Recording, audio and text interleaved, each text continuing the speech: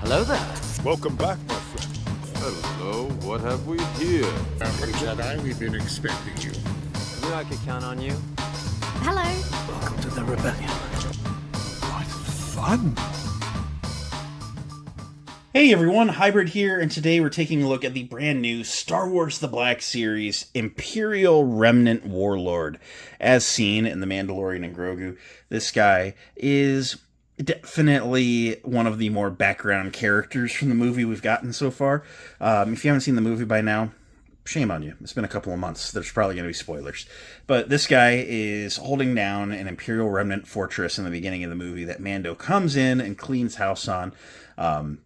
He is just as relevant to Star Wars as characters like General Veers are. You know, he's just the bad guy doing bad guy stuff for the first 10 minutes of one of the movies, and then Mando goes off to deal with someone else for the rest of the time. But it's a really cool figure. We have a lot of figures from the opening act. The Snowtrooper, the AT-AT driver, the Remnant AT-RT we're getting, and the AT-RT driver. There's a number of characters that we've gotten in the line that would correspond with him, and I think it does ultimately make sense to have him. You're going to have characters that are more important, you're going to have characters that are less important, and that's A-okay.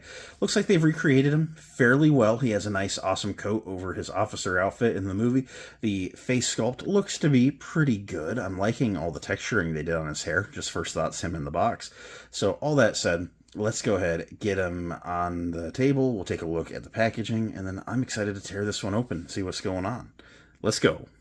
Here's the Remnant Warlord in his packaging. We'll take a quick look at this. It is your standard Black Series packaging in that dark purpley blue Mandalorian and Grogu coloring, because it is from that movie as labeled here. You have number 11 Imperial Remnant Warlord and Polar Mouse Droid labeled like so. Black Series logo, and then you have the Warlord, his pistol, and the Mouse Droid. Mouse Droid does have a good little trailer moment that we see in the movie, so it is nice to get that as a little accessory figure. It'll pair well with Grogu. Warning 4+ Hasbro, of course. This side of the box features artwork of him and the figure name. This side features your wraparound window, stripe, and Black Series logo. And around back, you have a zoom in of the side art of the character, Black Series logo, a bio about the movie more than the character. Number 11, once more in the line, bunch of legal stuff, Disney and Hasbro logos, barcodes, more legal stuff, more logos, and a hanger tab up top. Very standard action figure packaging. So let's go ahead and get this guy out of the box and see what's going on. Here's the Remnant Warlord out of the packaging with the Polar Mouse Droid, looking pretty nice. I guess let's go ahead and start with that Polar Mouse Droid, since this is one of those little side characters. So, this thing is really cool. We see it in the trailer running around the base, and then Grogu picks it up with the Force and explodes it. And that is pretty much all that happens with it in the movie as well. Something interesting about this, something that I did not predict, is that this is actually the reuse of the mouse droid we already have, which makes a lot of sense, but I figured as different as it is, surely they would have just made a new thing.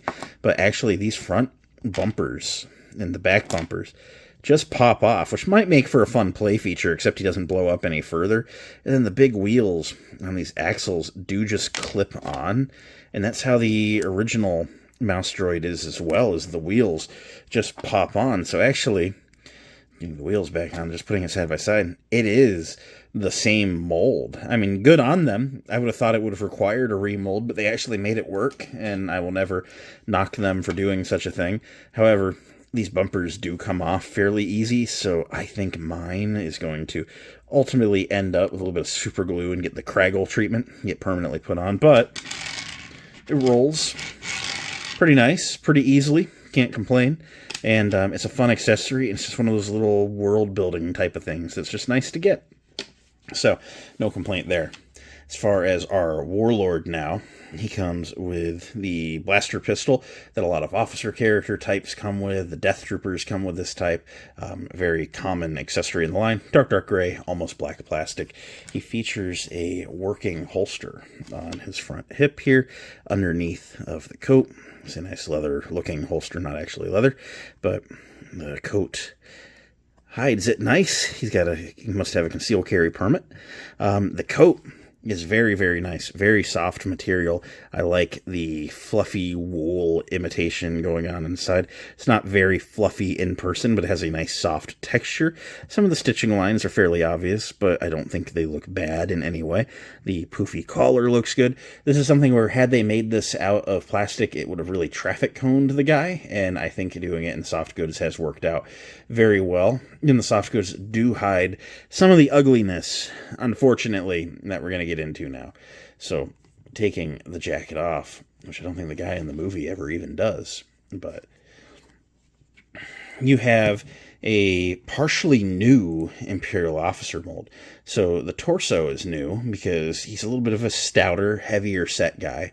The limbs are likely reuse from some of our varying officers. I didn't dig them all out to compare, but why would they make new arms? They're skinny arms, not fat arms, so it makes sense. Just the chest is fat. And then the legs really, really are frustrating. The legs are ancient double-pinned, meaning these are from either Piet or Tarkin or Veers, some very, very old sculpts. And it's like, why would you do that when we have new officer legs with the Ahsoka series Thrawn, and the Ahsoka series Thrawn is even slightly chunky. Gosh, it could have just been this body with a new rank mold, and I guess a new chest mold, and then like these limbs, and they just didn't do it. And that's immensely frustrating, just knowing that the pieces that could have done this better exist, and they didn't choose to do it better. However, I will say, as far as the rest of the look, he looks good. Interesting, he doesn't have any of the code cylinders, but he does have his red and blue rank, looking nice. The silver belt buckle looks good as well. Everything else is black, and it's an Imperial officer type of body. It can only be so exciting, of course, but just frustrating with the legs. It could have been so much better, and it just wasn't.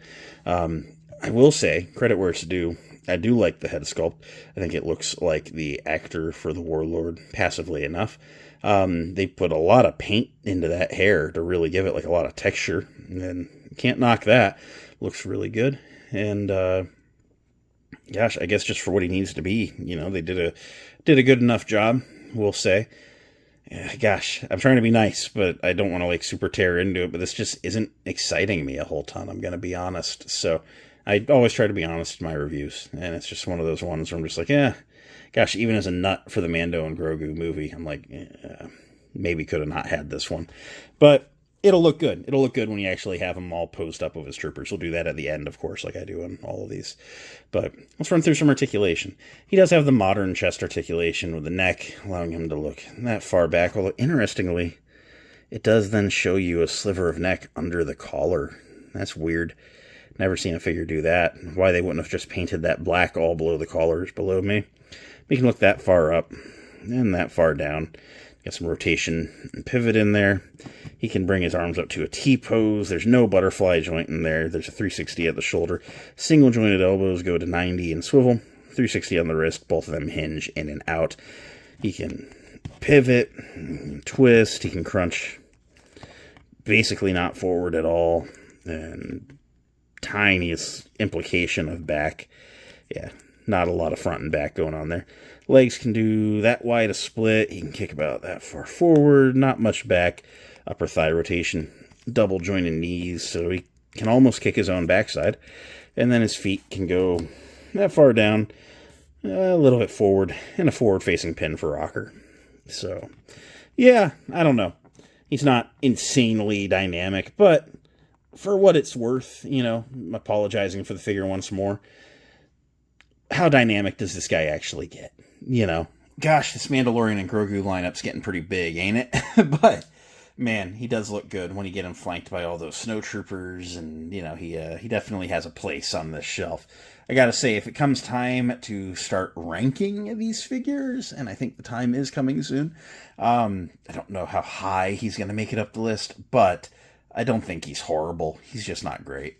So at the end of the day, what do I think of this Imperial Remnant Warlord? It's okay. It's fine. It looks like the guy. The polar mouse droid is cool. I like the soft goods trench coat. I like the likeness. The body is frustrating. Just limited articulation. But And then you sit back and you think, gosh, he's a guy in an officer outfit. How crazy do they need to get? And then you also sit back and think, gosh, it's a Target exclusive. It's going to be $7 in like 2 weeks. So I'm not advising clearance chicken.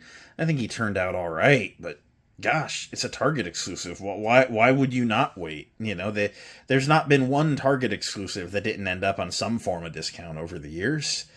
So I don't know. Do I recommend it? Yeah, but if you're on the fence, wait a little bit. You'll have your shot. He's pretty cool. I think he's a good addition to the Mandalorian and Grogu shelf, especially considering that up until this figure came out, I'd have said that it was a line that had no figures worth skipping. And now I'm like, okay, I kind of get it if you skip this one. But he's very complimentary to the Snowtrooper, to the AT-AT driver, to the AT-RT driver.